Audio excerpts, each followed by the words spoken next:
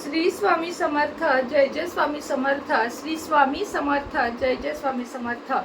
श्री स्वामी समर्थ महाराजांच्या नामस्मरणाने आजच्या व्हिडिओला सुरुवात करूया.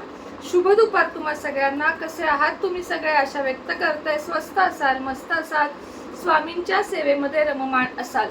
2 मार्च रोजी येत आहे होळी पौर्णिमा, हुताशनी पौर्णिमा. पौर्णिमेचे उपाय तर आपण बघणारच आहोत, पण आज खास करून होळी पौर्णिमेचे उपाय मी तुम्हाला सांगणार आहे. आपल्या घरामधील संपूर्ण निगेटिव्हिटी निघून जावी, त्याच पद्धतीने आपल्या घरामध्ये कोणावरही कधी कुठले संकट येऊ नये, लक्ष्मीची प्राप्ती व्हावी आणि इतरही अनेक समस्यांसाठी मी एक उपाय सांगणार आहे, जो अतिशय गुप्त उपाय म्हटलं तरी चालेल किंवा खूप प्रभावी उपाय म्हटलं तरीही चालेल.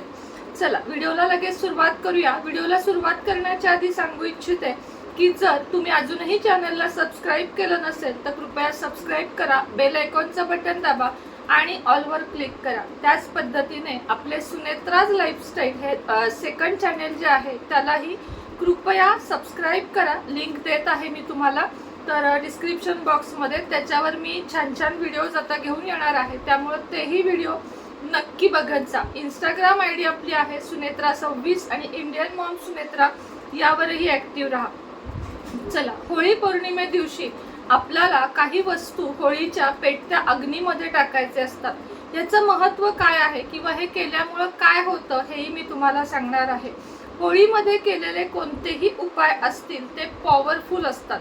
होली अष्टक मध्ये जास्त शुभ कामे करू नयेत ही मान्यता आहे आणि ही शास्त्रीय मान्यता आहे. म्हणूनच होली अष्टक मध्ये काय जपावे, नक्की काय करावे, हाही व्हिडिओ मी तुमच्यासाठी केलेला होता. आपल्या कुटुंबाच्या संरक्षणासाठी काही गोष्टी केल्या तर काहीच वाईट नाहीये. जसं की मी तुम्हाला म्हटलं की या दिवसांमध्ये कुणी दिलेलं खाऊ नये. यातून काय दिसतं की परान्न वर्ज्य करावे. खरोखर आपण म्हणतो जसं शुद्धी तशी बुद्धी आणि जैसा अन्न वैसा मन, म्हणजे जसं अन्न तसं मन असं देखील म्हटलं जातं. जसं आपण आहार करतो तसं आपण विचार करतो आणि त्यासाठी परान्न जितके टाळता येईल तितके टाळावे. हॉटेलमधले जेवावे का, तर लक्षात घ्या परान्नामध्ये दोष का असतात. कारण परान्न म्हणजे आपण कोणाच्या तरी अशा घरी जेवतो ज्या वास्तूमध्ये, ज्या घरामध्ये कलह असतात त्यांच्या घरी परान्न टाळावे, किंवा ज्या व्यक्ती आपल्याला माहिती नाहीत त्यांच्या घरचे अन्न टाळावे. स्वामी सेवेकरीच्या घरचे अन्न टाळू नये, कारण तो एक प्रसाद मानला जातो. मात्र नुसतेच स्वामी सेवेकरी आहेत पण त्यांचे आचार विचार चांगले नाहीयेत, अशा वेळेस तिथे पण जपून राहावे. कारण शेवटी आपल्याला अन्नातूनच सगळं काही मिळत असतं. अन्नच एकमेव असं आहे की अन्नातून आपल्याला एक आपण जिवंत जे आहोत ते हवा, पाणी, अन्न या गोष्टींमुळे, या 3 गोष्टी बंद झाल्या तर सगळंच बंद होऊन जाईल. म्हणून मी तुम्हाला असे उपाय वारंवार सांगत असते. आता आजच्या व्हिडिओमध्ये जो उपाय आपण बघणार आहोत त्या प्रत्येक गोष्टी तुम्हाला 6 घ्यायच्या आहेत किंवा मग 15, 24 अशा पद्धतीने घेतल्या तरीही चालतील. 6 गोमती चक्र सगळ्यात आधी घ्यायचे आहेत, 6 कवड्या घ्यायच्या आहेत. त्यानंतर तुम्हाला 6 लवंगा, 6 मिरे, 6 दालचिनी आणि पिवळी मोरी 6 चिमूट, म्हणजे एका चिमटीत बसेल एवढी 6 वेळा.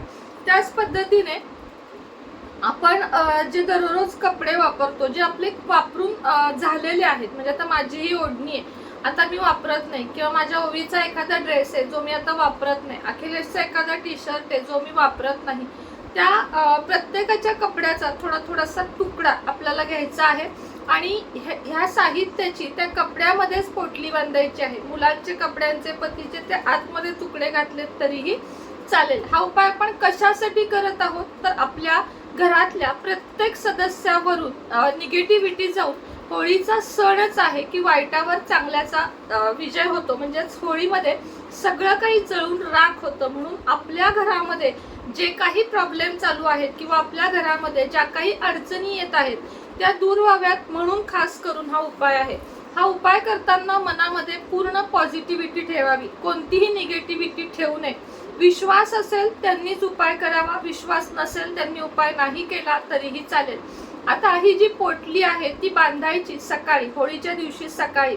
आपल्या घरातील प्रत्येक सदस्यावरून ही अँटी क्लॉकवाईज म्हणजेच डाव्या कानापासून उजव्या कानापर्यंत अशी 7 वेळा ओवाळायची. प्रत्येकावरून आपल्या प्रत्येक घराच्या भिंतीला टच करायची, मुख्य दरवाजावरून ओवाळायची. टॉयलेट, बाथरूम आणि देवघर या 3 गोष्टींना फक्त ओवाळायची नाही, बाकी सगळीकडे टच करायची. आणि त्यानंतर संध्याकाळच्या होळीच्या प्रज्वलित म्हणजे पेटत्या होळीमध्ये आपल्याला ही टाकायची आहे. यामुळे काय होईल तर घरामध्ये सुख, शांती, समृद्धी, ऐश्वर्य, जे तुम्ही भीत असाल की कुणीतरी काहीतरी केलंय, की याची नजर चांगली नाहीये, काहीतरी बाधा येत आहेत, काम घशाशी येत आहे पण पूर्ण होत नाहीये, अशा अनेक गोष्टी, कोर्ट कचेरी असेल, शत्रुत्व असेल, या सगळ्या गोष्टी नष्ट होण्यास तुम्हाला मदत होईल. होळीच्या राखेचे नवीन उपाय सुद्धा म्हणजे होळीच्या राखेचे जे उपाय आहेत ते सांगण्यासाठी मी संध्याकाळी व्हिडिओ करेन. होळी दिवशी पुन्हा एकदा सांगते की आपल्याला 5:55 नंतर संध्याकाळी होळी पौर्णिमा प्रज्वलित करायची आहे. घरी जरी तुम्ही होळी प्रज्वलित केली तरीही जी सामूहिक होळी असते त्याला महत्त्व आहे. त्यामुळे कोणताही उपाय करताना सामूहिक होळीमध्ये करावा.